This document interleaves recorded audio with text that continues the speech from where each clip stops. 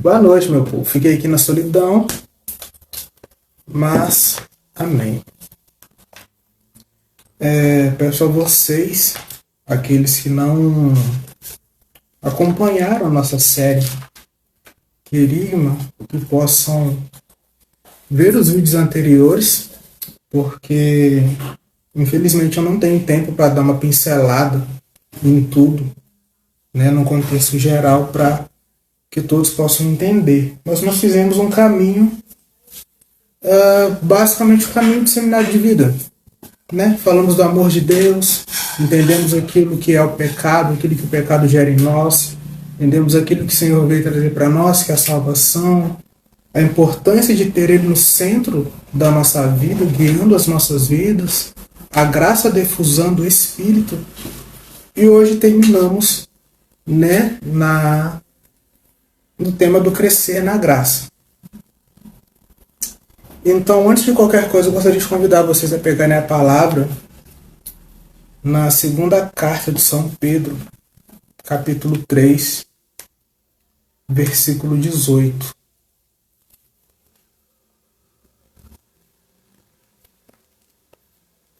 Está lá no finalzinho da Bíblia, depois do livro de Tiago. É bem pequeno, bem simples. Diz assim: mas crescei na graça e no conhecimento de nosso Senhor e Salvador Jesus Cristo. A Ele a glória, agora e eternamente. Bem direto, né? Não tem muito o que falar, não tem muito o que explicar. Bom, o que é crescer na graça? Vamos separar um pouco essas palavras para a gente entender. Crescer, bem óbvio, que é você evoluir, você aumentar alguma coisa, você melhorar em alguma coisa. A graça é um favor dado por Deus a nós que somos seus filhos. Ou seja, nós pedimos algo a Deus e Ele nos concede esse favor de graça, por amor a nós. Então, você sabe que você fez tudo com o meu coisa, né? Você digitou alguma coisa com a sua cara, apareceu a minha cara ali, você sabe, né? Agora? É. Aqui? Uhum. Eu não fiz não, porque eu pensei Você fez. Você colocou alguma coisa sobre adoro, tumulto, alguma coisa desse tipo? Não, eu mudei. Ah, tá. Ok. Que a pessoa fala, Falei boa noite. Assim. Tá. Então, eu vou. Né? Meu Deus, meia hora. Breve oração, né? Breve. Bem breve. Foi breve. Meia hora. Nem vi passar. Vou fazer um caminho bem. Tentar ser bem direto. O caminho que Deus me deu em oração para a gente entender um pouco a questão do crescer na graça, eu coloquei 5 elementos. Claro que esses 5 elementos, eles têm que estar totalmente conectados dentro de todo o caminho que nós fizemos, sem comentários, né? Estão totalmente ligados dentro do caminho que nós fizemos desde o início da série, desde lá que nós falamos no amor de Deus. Então, se a gente não entendeu a plenitude do amor de Deus para conosco e tudo aquilo que o seu amor foi trazendo a nós, a gente não vai entender isso aqui. Então, por isso, como eu falei no início e volto a repetir, quem não viu, veja de novo. Quem já viu e talvez não ficou claro alguma coisa, veja de novo. Porque é necessário para que o fato de crescer na graça entre em nosso coração e gere frutos. Então eu coloquei 5 elementos. Primeiro é a palavra de Deus. Segundo, a vida de oração. Terceiro, sacramentos. Quarto, a igreja. Eu coloquei quinto, a Virgem Maria. Quando eu coloquei a Virgem Maria, eu confesso que eu não entendi. Depois eu fui entendendo o porquê da Virgem Maria. Bom, vamos no início. A palavra de Deus. Por que a palavra de Deus? Que nem precisa explicar muito por que a palavra de Deus. É na Bíblia que de fato nós entendemos a promessa que o Senhor veio trazer a nós, aquilo que Ele vem gerar em nosso coração, transformar em nossa vida e, de quebra, vamos colocar assim, a palavra de Deus, aquilo que ele fala conosco, não pode subir aos céus, não pode voltar a ele sem gerar frutos em nós. Ou seja, a palavra de Deus que é derramada, que nós escutamos na Santa Missa, no grupo de oração, aqui nas lives, se nós tomamos posse dela e ela entra no nosso coração, ela não volta a Deus sem gerar um fruto. Então, se não está gerando fruto, alguma coisa de errado está em nós. Então, quebra, já começa errado o ponto do crescer na graça. Porque a gente já começa a querer crescer de uma forma errada. A gente já começa a querer crescer de uma forma que nos afasta, de fato, da plenitude da presença de Deus que sai em sua palavra. A vida de oração é como se fosse o contato íntimo com Deus, digamos assim. A palavra está ali implícito aquilo que Deus quer realizar em nós. Mas na vida de oração, na intimidade com Deus, nós vamos entendendo de fato aquilo que Ele quer realizar em nós. Então a gente pega uma palavra que foi escrita no Antigo Testamento, a gente pensa, foi o povo hebreu. Não, através daquela palavra que foi dita para o povo hebreu, o Senhor quer realizar algo em minha vida, em nossas vidas. Não é algo simplesmente que ficou na história.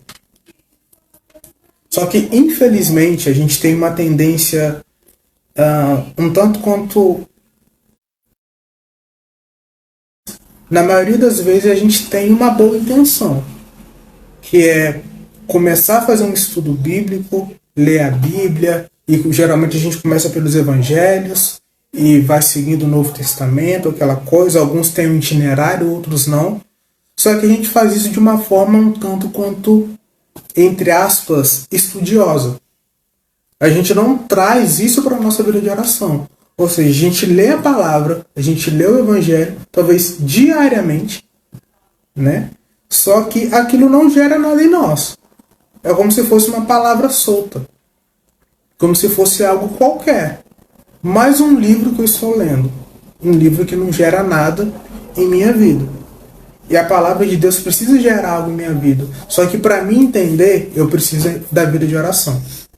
A vida de oração é o meu contato com Deus. É o meu diálogo com Deus. Se eu não tenho a vida de oração, acaba que fica algo meio solto, entende? Não dá uma liga. Fica faltando alguma coisa. E essa falta se complementa na vida de oração.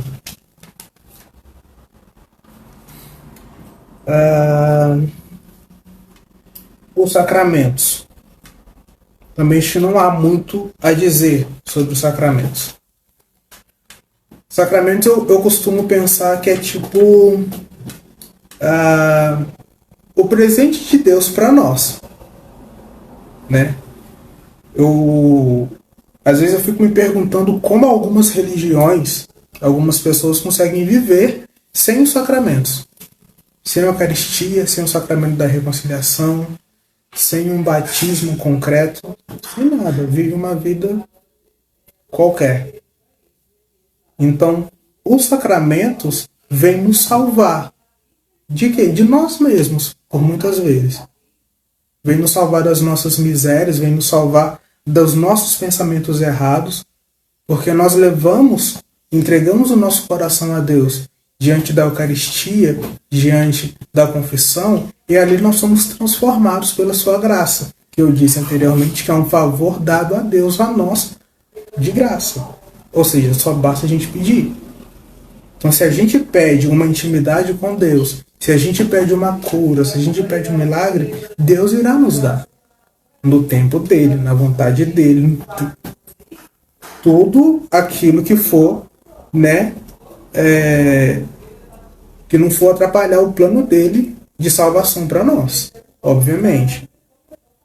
Abrindo um parênteses aqui. Claro que o Senhor não quer o nosso sofrimento. É óbvio que Ele não quer o nosso sofrimento.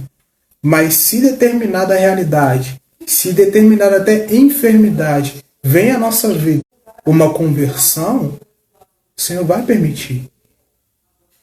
E aí entra um pouco da vida de oração. Com a vida de oração nós entendemos o porquê que nós vivemos determinadas coisas.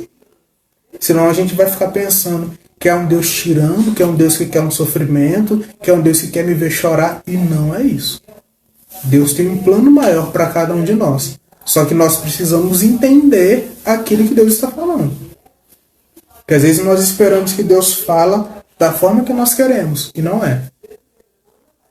Quantas vezes a gente, principalmente agora nesse tempo de pandemia, tantas pessoas estão falando, que saudade da missa, saudade da Eucaristia. Fico, amém, bendito seja Deus, mas você não tem saudade de confessar?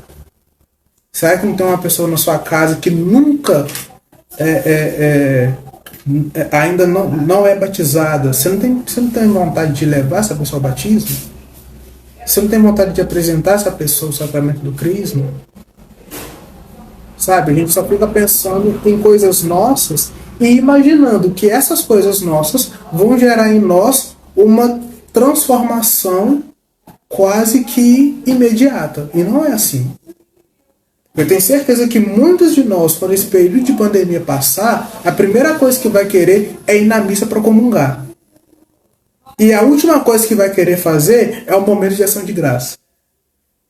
Ou seja, eu quero receber Jesus, mas eu não quero ter um tempo de meditar e ouvir aquilo que ele tem para trazer para a minha vida. Aí fica um pouco difícil. A igreja. Quando eu falo igreja, eu não estou falando simplesmente o templo, tá? Claro que eu estou citando isso também, afinal, para nós católicos é muito caro isso, mas eu não estou falando disso, eu estou falando de nós mesmos, de nós, como igreja, como almas esposas de Cristo, que somos. A gente tem também uma metodologia de querer caminhar rumo a Deus sozinho. Ou então a gente quer caminhar rumo a Deus da forma que nós queremos. O que eu quero dizer com isso? Talvez eu sou uma pessoa muito carismática. E quando eu falo carismática é que eu chego no grupo de oração, eu quero bater palma, eu quero orar no espírito, eu quero pôr a mão na cabeça dos outros cair. E eu te respeito por isso. Só que aí você vai talvez numa pastoral, sei lá, vou chutar aqui. Você vai no encontro semanal dos vicentinos e você não vai ver isso. Aí você tende a falar que talvez os vicentinos não rezam. E a gente está errado. Os vicentinos rezam. Os vicentinos fazem parte do corpo místico de Cristo. Os movimentos que não têm talvez esse teor tão carismático, digamos assim, ou que não rezam como nós aqui, como nós fizemos há pouco, não quer dizer que eles têm pouca intimidade com Cristo. Não. Eles têm uma forma diferente de buscar essa intimidade com Cristo. Aí cabe a nós, como igreja, entender aquilo que o Senhor quer gerar em nós, na nossa intimidade. Ou seja, não é um grupinho que vai se adequar à minha realidade. É Cristo que coloca em mim, já enxertado, uma semente daquilo que Ele sonha para a minha vida, e eu vou seguindo isso. E vou me adequando àquilo que Deus vai colocando na minha vida. Agora, eu não posso esperar que tudo seja da forma que eu quero. Tudo seja da forma que eu acho ser certo. Não é assim. Gente, vamos entender. A igreja é um corpo. Um corpo místico, um corpo espiritual. E agora vamos falar talvez da igreja, entre aspas, templo, que já está aí há 2000 anos. Errando, acertando, ensinando, temos os santos. A gente não pode simplesmente pensar de uma forma que só o nosso jeito está certo. Não, não é isso. Aqueles que estão no corpo de Cristo estão certos como nós. Quem não está certo é aquele que está fora. É aquele que pensa que tem uma salvação fora. Entendam bem, mais uma vez. Não estou falando simplesmente fora da igreja católica. Não estou falando simplesmente disso. Podem entender isso também, mas não estou falando disso. Mas estou falando daquelas pessoas que estão fora de todo um contexto de igreja elas talvez não se sintam também, elas não se sentem igreja, e elas pensam que aquela vidinha, entre aspas, que ela vive de ter um bom emprego, de ter bom relacionamento com as pessoas, de ter um dinheiro, de ter uma boa faculdade, etc., aquilo ali só basta. Isso é bom? Isso é bom. Isso é lícito? Claro que é. Claro que é. O Senhor quer a nossa felicidade, mas não é só isso. Não é só isso. E para quem pensa diferente, eu preciso ser direto em falar que não há salvação fora da igreja, fora desse contexto. Então, se você quer crescer na graça, sem às vezes ter um irmão que puxa a sua orelha, não vai acontecer. Se você quer crescer na graça, sem ter uma pessoa que às vezes vai falar assim, putz, não vai naquele lugar não, porque não é para você. Ah, mas não tem nada demais. Talvez tenha. Talvez você só não está percebendo. Você não está vendo. É necessário que a gente olhe as coisas de uma forma espiritual também, para entender aquilo que Deus quer gerar em nós. Porque se a gente não entender isso, infelizmente a gente vai ser como um bambu podre. A gente cai, aí vem alguém que levanta, aí depois cai de novo, aí vem alguém que levanta e amarra a gente numa cordinha assim, mas aí depois a gente cai de novo, porque a gente não tem firmeza, a gente não tem sustentação. Nós não criamos raízes. Então qualquer vento que venha, para a direita ou para a esquerda, a gente cai. E esse é o nosso problema. Cai uma vez é justo. Cai segunda vez? Agora cair sempre. Toda vez. Talvez há uma falta de maturidade em nós. Que não quer se aprofundar em Deus porque tem medo daquilo que Deus quer gerar em nossas vidas. Então eu deixo esse questionamento quando eu cito a igreja. Será que nós de fato estamos dentro do contexto do ser igreja? Ou será que nós queremos que a igreja entre no nosso mundinho, ao invés de nós entrarmos dentro da igreja? Para concluir, a Virgem Maria. Claro que talvez muitos, ou talvez todos nós já escutamos, que é Maria não é virgem, Maria não é mãe, Maria só gerou Jesus e blá, blá, blá. Não é disso que eu estou querendo falar. Nós cremos de fato, e nós temos provas disso, provas concretas disso, que Maria sempre nos leva a Jesus. Nós não temos relatos históricos, quando eu falo relatos históricos é de aparições, e nós não temos nada na Bíblia que nos mostre que Maria pegou algo e guardou para si por uma mera arrogância, talvez. É só vaidade. Pode ser vaidade. Nós não temos isso. Maria sempre é aquela seta que nos leva a Jesus.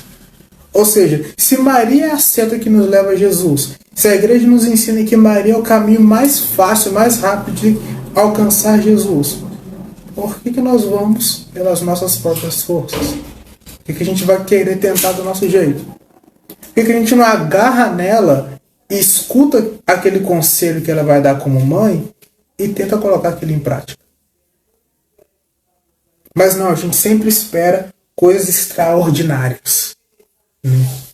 A gente espera, às vezes a gente faz uma pregação ou escuta alguém para rezar o rosário todo dia. Amém, querido, vamos rezar o rosário todo dia. Isso gera em nós uma profundidade espiritual tremenda.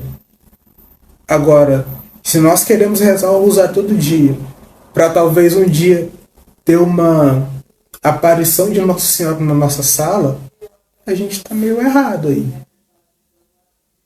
Porque através do rosário, das meditações dos mistérios, Maria vai nos levando a Jesus. E nessa experiência de nos levar a Jesus, nós vamos tendo uma intimidade com Ele. Nós vamos tendo um contato diário com Cristo. Agora, se nós queremos só um extraordinário, algo sentimental, nós estamos muito errados. Nós estamos num caminho totalmente oposto daquilo que Jesus veio nos trazer. Porque a conversão e o crescer na graça que Cristo nos dá é algo concreto, é algo verdadeiro. Não é algo meramente sentimental. Há sentimento? Sim, há sentimento. Há sentimento para sempre? Não. Esse sentimento uma hora vai parar. Essas sensações, esse arrepio, uma hora vai passar. E é normal que passe, faz parte da nossa maturidade. Tem que passar mesmo. Agora, se a gente quer isso toda hora, todo dia, todo retiro, a gente está errado. E a gente, infelizmente, não estamos simplesmente errados com Deus ou com os irmãos. Nós estamos errados conosco. Porque esse caminho de crescer na graça é um caminho que Cristo nos dá, de nos aproximar dele. Se nós estamos caminhando errado, então somos nós que vamos passar talvez tempos caminhando de uma forma errada. Como aquele povo no deserto que ficou ali 40 anos ali caminhando. Sendo que eles podiam ter chegado à Terra Prometida muito antes, mas aquele povo era tão cabeça dura que eles tinham que ficar ali 40 anos para chegar na Terra Prometida de uma forma concreta, não só de uma forma física, mas de uma forma espiritual. De entender que o Deus de Israel, Deus de Abraão, Isaac e Jacó, estava ali no meio deles, caminhando com eles. E aquele povo custou para entender isso. Custou. E nós também, infelizmente, custamos para entender isso. Infelizmente, muitos de nós até não entendemos isso. Nós queremos um Deus que a gente consegue colocar numa caixinha e que faz aquilo que nós queremos, da forma que nós queremos, do jeito que nós queremos. E nós somos muito tendenciosos a cair nisso. É por isso que eu falo, às vezes as coisas são boas, são da igreja, é aquilo que a igreja traz. Mas se a gente não tiver uma vida de oração, não conseguir entender aquilo que Cristo quer gerar em nós através disso, vai ser meramente uma devoção. E uma devoção que não gera frutos. Por isso que aqui eu não falei de terço, eu não falei de novenas, eu não falei de nada disso. Porque tudo isso está dentro disso que eu disse. Então, se eu amo Maria e se eu entendo que Maria vai me levar a Jesus, eu vou rezar o terço. Se eu entendo que a igreja tem um caminho de salvação para mim, então eu vou viver determinada novena, eu vou viver determinada festa que a igreja me chama a experimentar. Só que eu preciso crer nisso com o meu coração, e não porque alguém falou. Porque se for porque alguém falou, é uma mera devoção qualquer, como muitos têm por aí, e não gerem nossos frutos. E da forma que eu comecei, eu vou concluir. A palavra de Deus precisa gerar em nós frutos. Se nós estamos aqui toda quarta rezando, ouvindo, cantando, isso não gera em nós nada, tem algo errado. E 99,9% o errado é a gente mesmo. Amém?